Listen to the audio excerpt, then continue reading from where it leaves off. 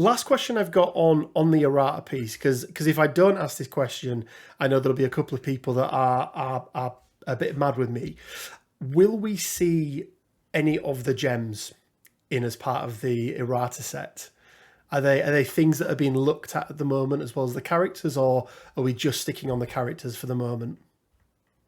Yeah, there are going to be a couple of changes to a couple of gems. Actually, two of them. Two of them are getting adjustments. One is pretty minor. The space gem is going from threat 2 to threat 1. Okay. And then another one is kind of a complete rework, and that is the time gem. Oh wow. Okay.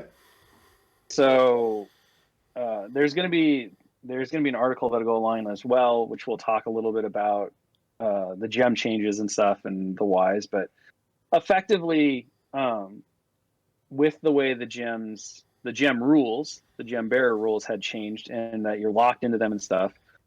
One of the things we talked about initially was it would kind of be nice to have all of the gems at threat 1.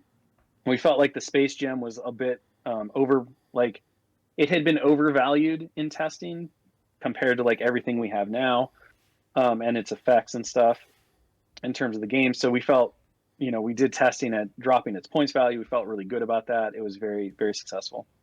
The time gem was a bear even when we were designing it the first time. All the gems were interesting because they're so powerful, and yet you're trying to condense them into this like thematic thing that works in the game, and doesn't have the power to like crack universes in half. The time gem and the reality gems were the toughest, and the reality gem was really happy with kind of where we wound up with that, and it's very powerful. It's very thematic. But the time gem, unfortunately, I think it opens up so many plays that are kind of unintended, like